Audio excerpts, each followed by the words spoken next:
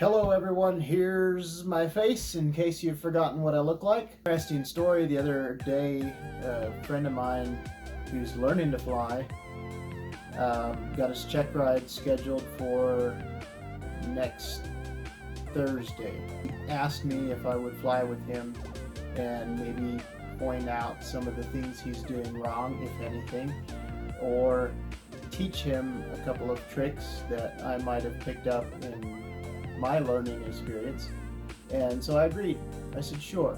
He picked me up down at the hangar and jumped in, plugged in my headset, and off we went. We got down to the end of runway 21 at Fallon. He was doing his run up, and when he went to do the mag check, he switched it to one mag, and it almost like it was gonna die, you know. And he looked at me like, what's that all about? So I had him, I pulled the mixture out until it was almost dying, then we revved it up, and I think he'd been running it just a little bit rich, and he fouled up the plugs, so that's why it was coughing and sputtering. We pulled out on runway 21. I'll just use this little airplane here for a demonstration. We pulled out on runway 21. We used this mark here in the center of the table for our runway, and taxied out on the runway. We're on the center line, and he gives it full power, which is good. We always give it full power on takeoff, especially with the fixed pitch propeller. Full power. What he didn't take into consideration is the tetrahedron was pointed like that. And if you know anything about tetrahedrons point into the wind. So I'm estimating there was probably a 7 or 8 knot crosswind from the left. My left, your right. Probably a 7-8 knot crosswind. And he was not prepared for it. He lifted it off, and if you've ever taken off in a crosswind, you'll know that the upwind wing is going to come up before the downwind wing. So he's taken off, lifted it off the ground, and almost immediately we start going like this, a little bit like Mike Patey's Draco did when he took off. Only ours wasn't half as bad. He started going like this. This wing is trying to come up. Immediately the guy just freaked out. He's like, what's happening? What's happening? What's going on? What's going on? And every time he said it, the nose came up another notch. What's happening? What's happening? What's going on? What's going on? I wasn't freaked out because of crosswind. I was freaked out because he had the nose up like that.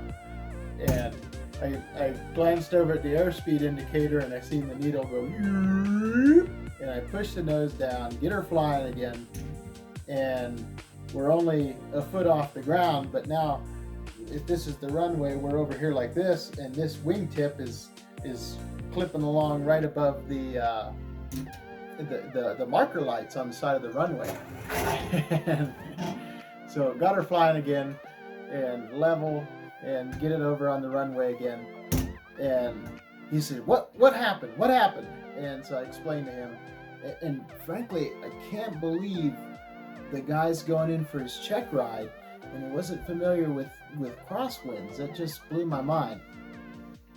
But then again, you can be pretty dumb and still pass a check ride.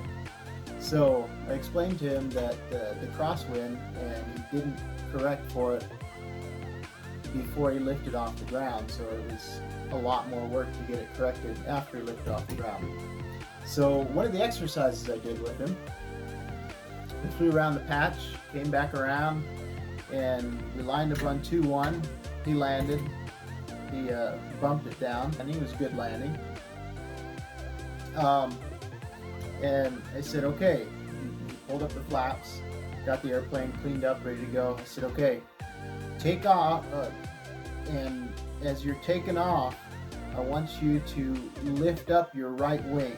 And it's like he didn't understand me, so I said, okay, as you're taking off, I want you to lower your left wing.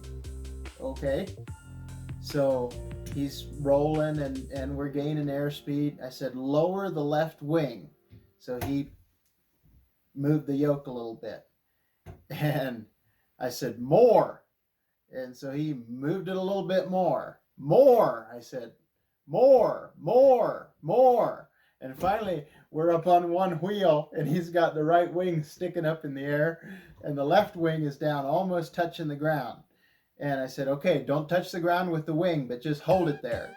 And by that time, we had enough airspeed. It was a struggle to keep it on the ground, so we flew off. Ooh, that was a rough landing right there with this airplane. So we flew around the patch again, and the third time I said, what I want you to do is I want you to maintain cruise speed, cruise power, and I want you to fly the entire length of the runway with the wings level and using the rudder to maintain that center line on the runway. So he did a good job of it too. And he was a little bit freaked out because he was up here like this, and he's flying at cruise speed. I said, okay, lower it down until you're within approximately 18 inches of the runway. That's a good spot to be at, 18 inches above the runway.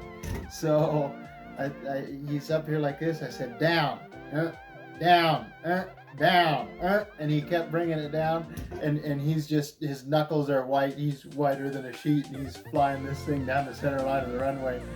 We get to the other end, and he lifted it off and to fly around the pattern again, and he said, boy, whew, I've never done that before. Then another thing we did, we went out into the desert, and we found a dirt road that looked like no one had driven on it for probably 10 years. You can fly this thing wings level and give it full right rudder, and now you'll be flying like this. And using the road as a reference point, we flew along the road full right rudder and using the ailerons to keep this thing level to the horizon. Okay, now full left rudder. So he gave it full left rudder, and he's wings level to the horizon, flying down the road. Okay, full right rudder. So full right rudder, wings level. And we must have flown like that probably 15, 20 miles. What I'm trying to get across is cross controlling this thing. So in a normal turn, you give it left aileron, left rudder. That's what makes a nice turn, by the way. You can turn the airplane with just the ailerons, or you can turn the airplane with just the rudder and yaw it around this axis right here. Neither of them makes a very nice turn. It's a combination of all three flight controls, the pitch, the bank, and the yaw, that makes a nice, beautiful banking turn. So normally, when you give it left aileron, you give it a little bit of left rudder too to correct for adverse yaw. Write that down. That's a good thing to remember.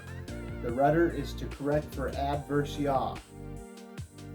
And we use both controls to steer it around a turn. When we cross control the airplane, we're using right rudder and left aileron. So full right rudder would make the airplane yaw this way, and we're using left aileron to keep the wings level to the horizon.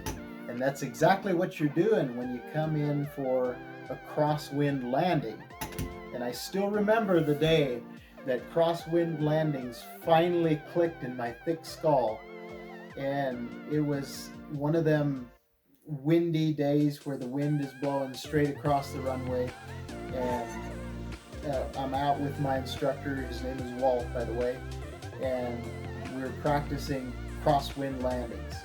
And up to that point, I hated crosswind landings. I couldn't figure out how to make the airplane do what I wanted it to do. So we're coming in on final to the runway like this, and the airplane's trying to do this into the wind, and I got and Walt's saying right rudder, right rudder, right rudder, right rudder. I got full right rudder, Walt. He said, okay, let's aileron. And that was the day that crosswind landings really clicked in my head. So we had full right rudder, and the airplane's still trying to fly off to the left side of the runway. So right rudder, we got full right rudder. So now a little bit less aileron will make the airplane fly nice and straight down the runway.